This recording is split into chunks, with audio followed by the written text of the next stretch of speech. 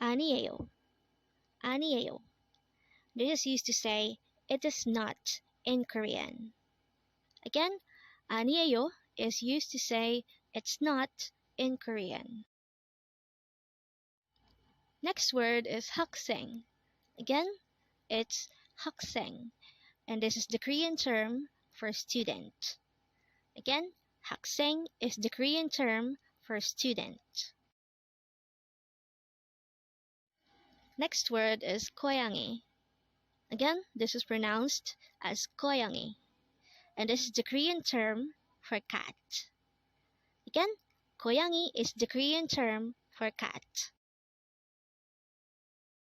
Next word is 시간. Again, it's 시간. This is the Korean term for time.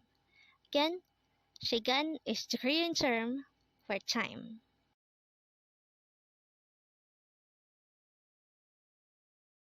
Next word is 집. Again, it's pronounced as 집, and this is the Korean term for house or home. Again, 집 is the Korean term for house or home.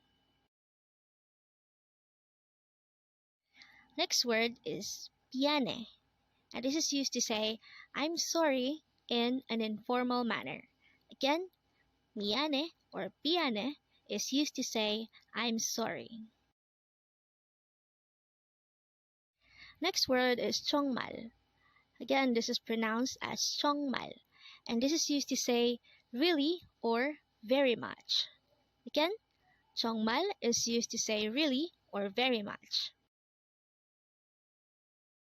Next word is 있어요.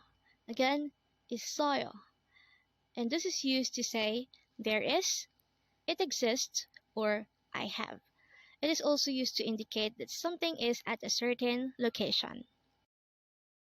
Next word is 없어요. Again, it's 없어요, and this is used to say there is no or I don't have. It is also used to say that something is not at a certain location. So that's 없어요. Next word is 천만에요.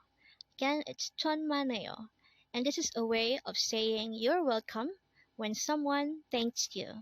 Again, 천만에요 means you're welcome.